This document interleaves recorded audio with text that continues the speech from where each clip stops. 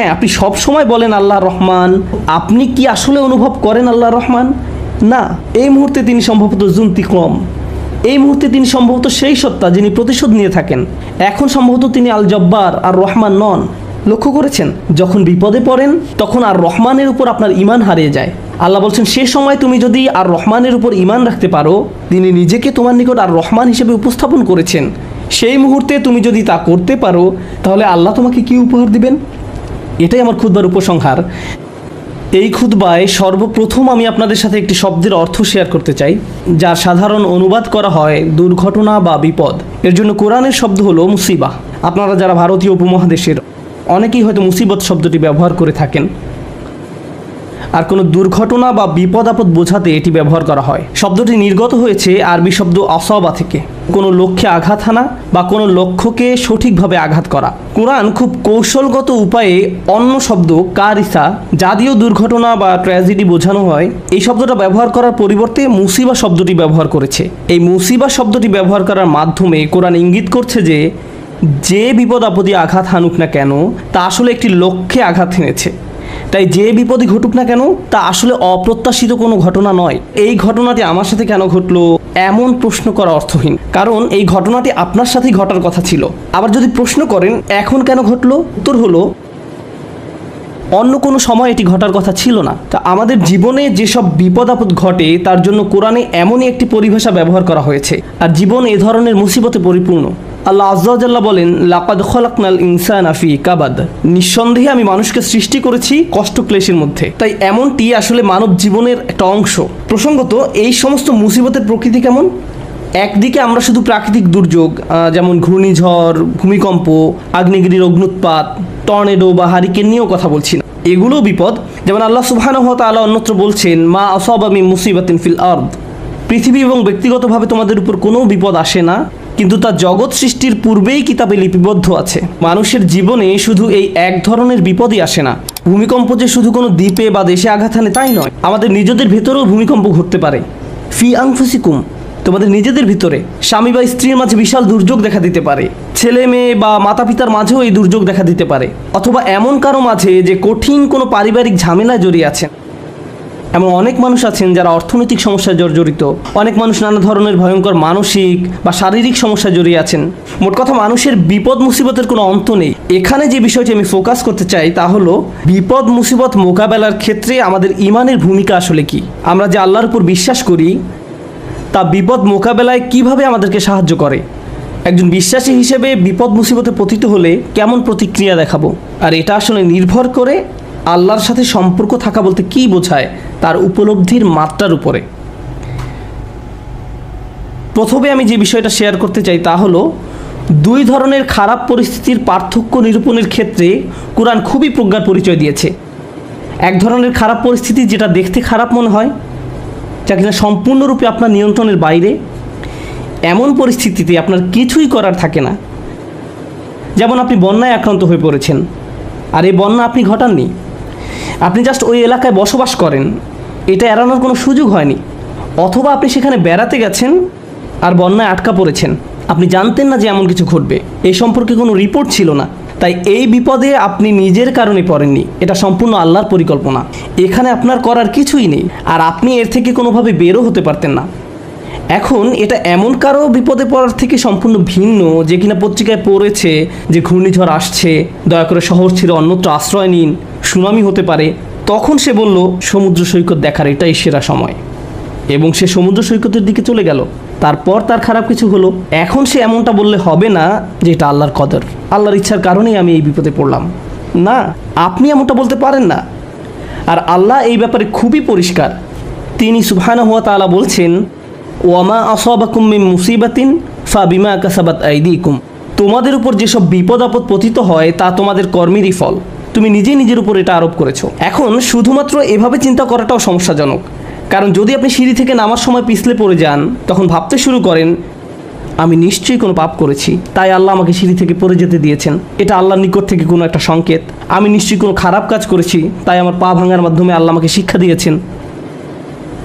আপনি নিজের মতো করে ঘটে যাওয়া ঘটনাগুলোকে বিশ্লেষণ করতে থাকেন। আপনি অদৃশ্য কার্যকরণ কজ অ্যান্ড ইফেক্ট নিয়ে ভাবতে শুরু করেন, আর এই ধরনের চিন্তা চরম পর্যায়ে চলে যেতে পারে।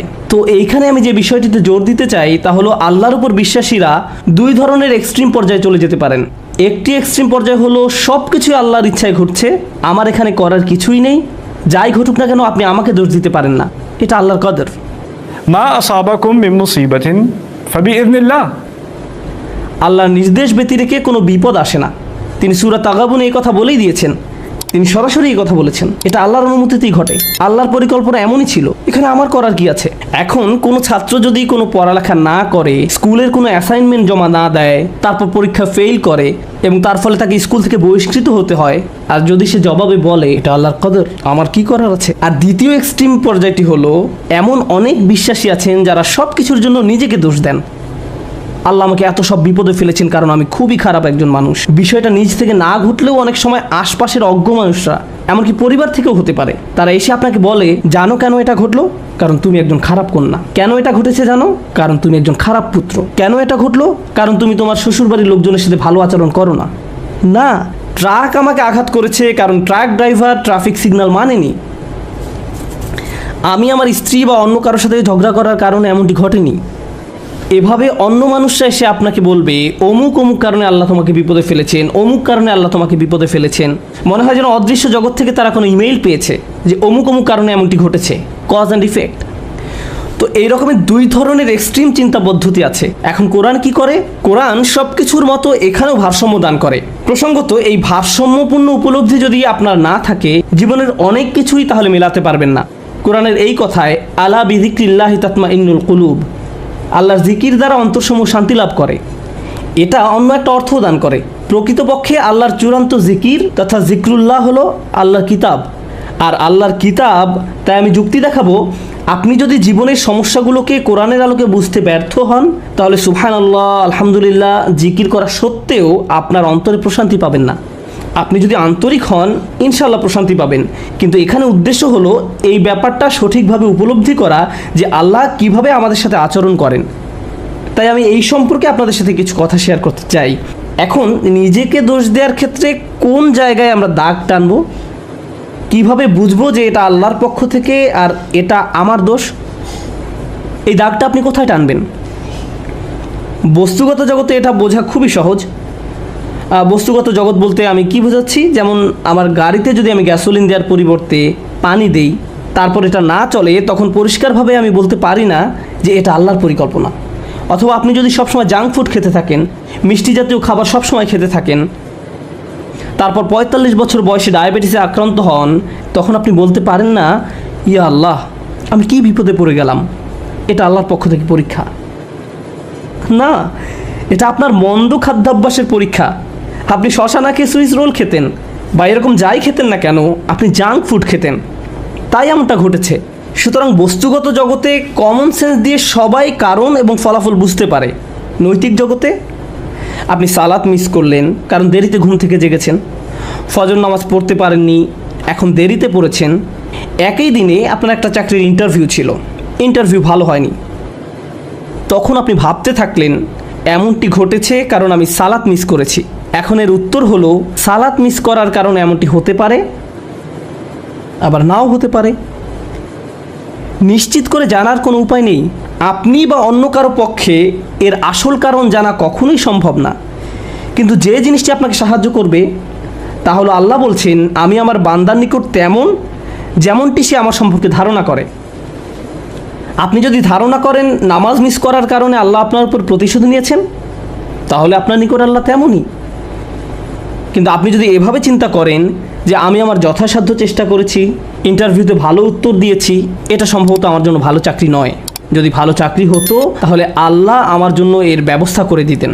এখন আপনার যদি এই দৃষ্টিভঙ্গি থাকে তাহলে আপনার সকল ভুল ত্রুটি সত্ত্বেও আল্লাহ আপনার নিকট তেমনই। আমাদের দায়িত্ব হলো যখন আমরা ভুল করি তখন ইস্তেগফার করা, আল্লাহর প্রতিশোধের জন্য অপেক্ষা করা আমাদের কাজ নয়। ব্যাপারটা বুঝতে চেষ্টা করুন। আমাদের কাজ এটা নয় যে ওহ আমি তো পাপ করে ফেলেছি, এখন আল্লাহ কোনো না কোনোভাবে আমাকে শাস্তি দিবেন। এজন্যই আল্লাহ বলছেন অমা আসাবাকুম মিন মুসিবাতিন ফাবিমা কাসাবাত আইদিকুম, তোমাদের উপর যেসব বিপদ আপদ পতিত হয় তা তোমাদের কর্মেরই ফল। তোমরাই তোমাদের দুই হাতে এটা অর্জন করেছো, তুমি নিজেই নিজের জন্য এটা ক্রয় করেছো। এমনকি আধ্যাত্মিক জগতেও আমাদের কর্মের কারণে আমাদের উপর বিভিন্ন বিপদ আপদ পতিত হতে পারে। যেমন আপনি যদি ক্রমাগত মাতা পিতার সাথে খারাপ আচরণ করতে থাকেন এবং আপনার উপর কোনো মুসিবত আরোপিত হয়, এতে সম্ভবত কোনো কানেকশন রয়েছে। এই সমস্ত ক্ষেত্রে আল্লাহ কি করেন? ওয়ায়াফু আন কাসীর, এবং তিনি তোমাদের গুনাহ ক্ষমা করে দেন। বস্তুগত জগতে আপনি যদি 2 তলার ছাদ থেকে লাফ দেন, ফলাফল ভোগ করতে হবে। আল্লাহ বলবেন না যে এইবার আমি তোমার পা ভাঙব না, না না, যা ঘটার তা ঘটবে। আগুনে যদি হাত রাখেন তা পোড়া যাবেই। আল্লাহ বলবেন না যে তুমি তো আজকে ফজর নামাজ পড়েছো, তোমার হাত পুড়বে না, এমনটা ঘটবে না। কিন্তু যখন আধ্যাত্মিক জগতের কথা আসে, তিনি বলছেন ওয়ায়াফু আন কাসীর, তিনি সাথে সাথেই প্রতিশোধ নেন না। আল্লাহ এভাবেই আমাদের সাথে আচরণ করেন, ওয়ায়াফু আন কাসীর। এই ব্যাপারটা আমাদের মনের মাঝে গেঁথে নিতে হবে। যে কারণে আমি আজ এই আলোচনার সূত্রপাত করলাম তা হলো, আমাদের উম্মায় প্রতিদিন যে আধ্যাত্মিক অপরাধটি সংঘটিত হয়, তা হয় একজন স্নেহের মানুষের হাতে অন্য একজন স্নেহের মানুষের, পিতামাতা, স্বামী স্ত্রী। কখনো কখনো আমরা আমাদের স্নেহের মানুষদের সবচেয়ে জঘন্য কথাটা বলে বসি। মাঝে মাঝে আমরা সেসব কথা বলি আল্লাহর নামে। তুমি যা করছো তার জন্য আল্লাহ তোমাকে শাস্তি দেবেন, একদিন তোমাকে বিচারের কাঠগড়ায় দাঁড়াতে হবে। তুমি যা করছো তা আল্লাহ কোনোদিন ক্ষমা করবেন না। মা তার সন্তানকে এভাবে বলে, স্ত্রী স্বামীকে বলে, ভাই বোন একে অপরকে বলে। মনে হয় যেন আল্লাহ কোনো রাগান্বিত অস্ত্র যা আপনি যে কোনো সময় প্রয়োগ করতে পারেন। কারণ কারো উপরে আপনি অসন্তুষ্ট, তাই আল্লাহ অবশ্যই তার উপর অসন্তুষ্ট, এবং আপনি এভাবে আল্লাহকে ব্যবহার করতে পারেন। এটা আমাদের স্থান নয়। অনেক মানুষের ক্ষেত্রে তারা এই ধরনের কথা এত বেশিবার শুনেছে যে তারা আল্লাহর নিকট থেকে অনেক দূরে সরে গিয়েছে। তারা তাদের প্রিয় মানুষগুলোর কাছ থেকে এমন কথা শুনেছে।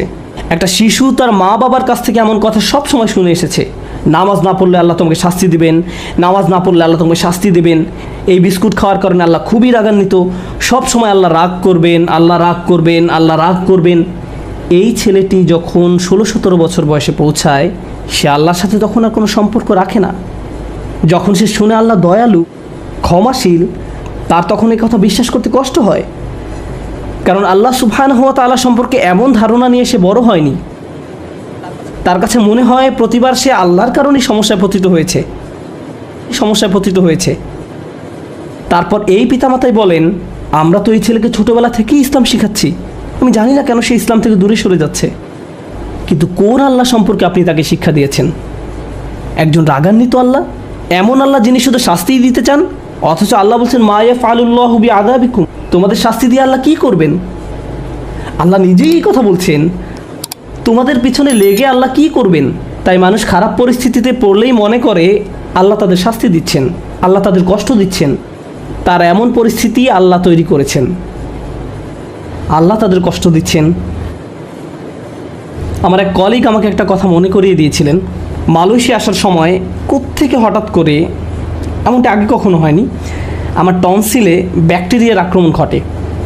এটা এমনভাবে ফুলে গিয়েছিল যে আমার গলার অর্ধেকটা ব্লক হয়ে গিয়েছিল। আমার কাছে মনে হয়েছিল একটি নাকের ছিদ্র বন্ধ হয়ে আমি যেন ডুবে যাচ্ছি। আমি তখন আবুধাবি থেকে এখানে আসার মাঝপথে বিমানে ছিলাম। বিমান থেকে নেমে দ্রুত একটা ক্লিনিকে গেলাম। তারা বলল তোমাকে অমুক অমুক ভারী চিকিৎসা নিতে হবে। এখানে আসার পর আমাকে অপারেশন করার পরামর্শ দেওয়া হলো। ভাবতে লাগলাম কী হচ্ছে এসব। ডাক্তার বলল এমন ঘটনা একেবারেই ঘটে না। ব্যাপারটা আসলেই অদ্ভুত। আমার 30 বছরের ক্যারিয়ারে শুধু আরও একবার এমন ঘটনা দেখেছি। তো আমি হাসপাতালের বেডে শুয়ে আছি আর অপারেশনের জন্য অপেক্ষা করছি। তখন আমার এক কলিগ আমাকে মনে করিয়ে দিল যে এই মুহূর্তে তোমার জন্য এটাই শ্রেষ্ঠ জায়গা। এই মুহূর্তে হাসপাতালের এই বিছানাই তোমার জন্য সর্বোত্তম জায়গা। এটাই তোমার জন্য আল্লাহর পরিকল্পনা। আমি ভাবতে লাগলাম আমাকে অমুক অমুক প্রোগ্রাম বাতিল করতে হবে, অমুক অমুক জায়গায় যেতে পারবো না, পরিস্থিতি কিভাবে মোকাবেলা করব, অমুক ক্যালেন্ডার, অমুক মিটিংয়ের কী হবে। এত দূর থেকে আসলাম প্রোগ্রামগুলো করার জন্য। তারপর হঠাৎ করে আমার কলিগের এই কথা আমার সব কিছু শান্ত করে দিল। হ্যাঁ, এখানেই আমার থাকার কথা, এর চেয়ে ভালো কোনো জায়গা হতে পারে না। কারণ হাসপাতালে আসার পরিকল্পনাটি তো আমার নয়, এটা আল্লাহ আজ্জা জাল্লার পরিকল্পনা। আমাদের আল্লাহর এমন কাছাকাছি থাকতে হবে যে আল্লাহ যখনই আমাদের জন্য যে পরিকল্পনাই করেন না কেন, আমাদের প্রতি তার ভালোবাসার কারণেই এমনটি করেন। আল্লাহ আজ্জা জাল্লাহ তার বান্দাদের ভালোবাসেন, তিনি তাদের জন্য সবচেয়ে ভালোটাই পছন্দ করেন। আমরা আমাদের নিজেদের যতটা ভালোবাসতে পারি আল্লাহ আমাদের তার চেয়েও বেশি ভালোবাসেন। আমরা নিজেদের যতটা যত্ন নিতে পারবো আল্লাহ তার চেয়েও বেশি যত্ন নিয়ে থাকেন। আমরা যখন এই বিষয়টা ভুলে যাই তখন হেদায়েত হারিয়ে যায়। একই বিষয়ে সূরা তাগাবুনে আল্লাহ বলছেন, ওমাই ইউমিন বিল্লাহি ইয়াহদি কলবাহু। আল্লাহর নির্দেশ ব্যতিরেকে কোনো বিপদ আসে না, এবং যে আল্লাহর প্রতি বিশ্বাস করে সেই বিপদের সময়, কারণ আপনি তো এমনিতেই আল্লাহকে বিশ্বাস করেন, যখন মুসিবতে পড়েন কেবল তখনই প্রশ্ন করতে শুরু করেন, আল্লাহ কেন আমার সাথে এমনটি করছেন। ঠিক সে সময়ের জন্য আল্লাহ ওমাই ইউমিন বিল্লাহ এই বাক্যটা ব্যবহার করেছেন। যে কেউ সত্যিকার অর্থে আল্লাহকে বিশ্বাস করে, হ্যাঁ আপনি সব সময় বলেন আল্লাহ রহমান, আপনি কি আসলে অনুভব করেন আল্লাহ রহমান? না, এই মুহূর্তে তিনি সম্ভবত জুন্তিকম, এই মুহূর্তে তিনি সম্ভবত সেই সত্তা যিনি প্রতিশোধ নিয়ে থাকেন। এখন সম্ভবত তিনি আল জব্বার আর রহমান নন। লক্ষ্য করেছেন, যখন বিপদে পড়েন তখন আর রহমানের উপর আপনার ঈমান হারিয়ে যায়। আল্লাহ বলছেন, সে সময় তুমি যদি আর রহমানের উপর ঈমান রাখতে পারো, তিনি নিজেকে তোমার নিকট আর রহমান হিসেবে উপস্থাপন করেছেন, সেই মুহূর্তে তুমি যদি তা করতে পারো তাহলে আল্লাহ তোমাকে কি উপহার দিবেন? এটাই আমার খুতবার উপসংহার, যে আল্লাহ আমাদের কি উপহার দিবেন। আমি স্বাস্থ্য চাই, অসুস্থতা থেকে সুস্থ হতে চাই, আমি চাকরি চাই, আমি টাকা চাই, আমি উত্তম পারিবারিক অবস্থা চাই, আমি বর্তমান অবস্থা এড়াতে চাই, আমি চাই অন্য মানুষ যেন আমাকে কোনো কষ্ট না দেয়, আমি চাই মানুষ যেন আমাকে নিয়ে কথা না বলে। যেটাই হোক না কেন, কিছু একটা আপনাকে খুব বিরক্ত করছে। আপনি ভাবছেন, ইস যদি এই সমস্যাটা পার করতে পারতাম, জীবন মনে হয় প্রশান্তিতে পরিপূর্ণ হয়ে যেত। আমাদের সবারই জীবনে কোনো না কোনো সমস্যা রয়েছে যা আমাদের শান্তিতে ঘুমাতে দেয় না। আর আমরা ভাবতে থাকি, ওহ ভাই, যদি এই সমস্যাটা চলে যেত অনেক ভালো থাকতাম। কিন্তু জানেন কি হয়, যদি এই সমস্যাটা চলে যায় পরবর্তীতে আরেকটা এসে হাজির হয়, আর যখন নতুন সমস্যা এসে দেখা দেয় আপনি ভাবেন পূর্বের সমস্যাটা আরও সহজ ছিল। এটা তো অনেক বড় সমস্যা। আপনি যদি আল্লাহর উপর ভরসা রাখতে পারেন, আল্লাহ আপনাকে কি দিবেন? তিনি আপনার সমস্যা শেষ করে দেন না। এই পৃথিবীর জীবনে আপনি কখনো সমস্যা ছাড়া থাকতে পারবেন না। যদি সমস্যা চলে যেত তাহলে ইয়াকুব আলাইহিস সালামের জন্য আমাদের তুলনায় অনেক আগেই সেটা দূর হয়ে যেত। যদি ঈমান থাকার মানে হয় আপনার কোনো সমস্যা থাকবে না, তাহলে মরিয়ম আলাইহিস সালামের কোনো সমস্যা থাকা উচিত ছিল না। রাসূল সাল্লাল্লাহু আলাইহি সাল্লামেরও কোনো সমস্যা থাকার কথা ছিল না। আল্লাহর কাছাকাছি মানুষদের জীবনী পড়লে আপনি দেখবেন তাদের জীবন ছিল সমস্যায় পরিপূর্ণ, বড় বড় সমস্যা। আর আপনি শুধু এই সমস্যাগুলোর কথাই পড়ছেন। আপনি পড়ছেন তারা কিভাবে একটা সমস্যা থেকে আরেকটা সমস্যা জীবন অতিবাহিত করে গেছেন। আল্লাহর একজন মহান রসুল ছিলেন ইউসুফ আলাইহিস সালাম। তার জীবনের দিকে তাকালে দেখবেন ছোটবেলা থেকেই তিনি সমস্যা আক্রান্ত ছিলেন। তাহলে আমি এই প্রশ্নটি বারবার করছি, আল্লাহ তাহলে আপনাকে কি দিচ্ছেন? আপনার জীবনের অতি ভয়াবহ সমস্যার সময় যখন আল্লাহর উপর পূর্ণ বিশ্বাস রাখেন, এর বিনিময়ে আল্লাহর কাছ থেকে কি পাবেন? যখন মানুষ আপনাকে বলতে থাকে আল্লাহ তোমাকে অপছন্দ করেন তাই তোমার জীবনে এসব ঘটছে, বিপরীতে আপনিও ভাবতে শুরু করে দেন আল্লাহ মনে হয় আমাকে শাস্তি দিচ্ছেন তাই আমার জীবনে এসব বিপদ আপদ ঘটছে। সেই মুহূর্তে যদি আপনি আল্লাহ সম্পর্কে সুধারণা পোষণ করতে পারেন, আল্লাহর প্রতি ভালোবাসা, নির্ভরতা এবং বন্ধন বজায় রাখতে পারেন, যে না আল্লাহ আপনাকে কখনো ছেড়ে যাবেন না, এর বিনিময়ে তিনি আপনাকে কি দেবেন?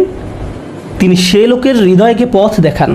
আমি আপনাদের গ্যারান্টি দিচ্ছি, যদি আপনার সমস্যা চলে যায়, যদি সে সমস্যাটা অর্থ সংক্রান্ত হয়ে থাকে, এরপর অর্থ আসতে থাকে, যদি এটা পারিবারিক সমস্যা হয়ে থাকে এবং সমস্যাটা দূর হয়ে যায়, এই দুনিয়ার কোনো অর্জনই সেই একটা গিফটের তুলনায় কোনো মূল্য বহন করে না। আর সে একটি গিফট হলো ইয়াহদি কলবাহু, তিনি সে লোকের হৃদয়কে পথ দেখান। আপনার অন্তরে প্রশান্তি থাকবে, জীবনে যাই ঘটুক না কেন আপনার মুখে তখনও হাসি থাকবে। তখন মানুষ আপনার দিকে তাকিয়ে বলবে, আরে তুমি হাসছো কেন? তুমি কিভাবে ঠিক আছো? দেখো না তোমার কি অবস্থা হয়েছে। আপনি তখন বলবেন, হ্যাঁ সব ঠিক আছে। যদি আপনি এই আচরণ রপ্ত করতে পারেন, এমন অনেক মানুষ রয়েছে যাদের টাকার কোনো অভাব নেই, তারপরেও তারা ঘুমাতে পারে না। আপনার কল্পনায় যেসব কিছু মানুষের জন্য সুখ নিয়ে আসার কথা তার সবই তাদের আছে, কিন্তু তবু তাদের মানসিক শান্তি নেই। তাদের নেই সেটা, তারা নিজেদের উপর খুশি নয়, বিভিন্ন রকম ড্রাগ এবং মদ পান করে, বাস্তব দুনিয়া থেকে নিজেদের সরিয়ে রাখে। তারা বাস্তবতার মুখোমুখি হতে পারে না। অন্য মানুষরা তাদের ভিডিও দেখে বলে, ওয়াও তাদের বাচ্চাদের দোলনাটা কি সুন্দর, তাদের গাড়িটাও কি চমৎকার, আমরাও এগুলো চাই। ইয়া লাইতালানা মিসলা মা উতিয়া করুন, ইস কারুনের যা আছে আমার যদি তা থাকতো। বসের মতো জীবন। পক্ষান্তরে আপনি যদি আল্লাহর দিকে ফিরেন, তাহলে তিনি আপনাকে এমন কিছু দান করবেন যা কোনো টাকার অঙ্কে কেনা সম্ভব নয়, খ্যাতি বা জনপ্রিয়তা যা আপনাকে দিতে পারবে না। আর তা হলো ইয়াহদি কলবাহু, তিনি আপনার হৃদয়কে পথ দেখাবেন। এটাই ঈমানের সর্বশ্রেষ্ঠ পুরস্কার। এটাই হলো বিপদে পড়ার সর্বশ্রেষ্ঠ পুরস্কার। এখন আলোচনার উপসংহারে এসে বলতে চাই, মানুষ অনেক সময় বিভিন্ন সমস্যায় আটকে পড়ে। আপনি আটকে পড়েছেন, আমি আটকে পড়েছি। কখনো কখনো আমরা এখান থেকে মুক্তির কোনো উপায় দেখি না।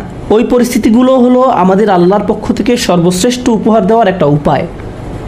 ওই পরিস্থিতিগুলোতেই তিনি আমাদের অন্তরগুলোকে পথ প্রদর্শন করেন। আমরা যদি কেবল সেই পরিস্থিতিগুলো ব্যবহার করে আল্লাহকে পেতে পারি, আল্লাহর সাথে কথা বলতে পারি, এর জন্য আপনাকে আরবি জানতে হবে না, এর জন্য আপনাকে অনেক বেশি কোরআনও জানতে হবে না। জাস্ট আল্লাহর দিকে প্রত্যাবর্তন করুন আর বলুন, ইয়া আল্লাহ, আপনি তো সর্বশ্রেষ্ঠ পরিকল্পনাকারী। ইয়া আল্লাহ, আপনার মতো কেউ আমাকে ভালোবাসে না, কেউ আমার প্রতি আপনার মতো যত্নবান নয়। এটা কখনোই সম্ভব নয় যে আপনি আন্তরিকতার সাথে আল্লাহর নিকট হেদায়েত কামনা করবেন আর তিনি আপনাকে ফিরিয়ে দেবেন। আপনি যদি আল্লাহর কাছে একটা গাড়ি চান, তিনি হয়তো আপনাকে তা নাও দিতে পারেন। একটা বাড়ি চান, তিনি হয়তো আপনাকে তা নাও দিতে পারেন।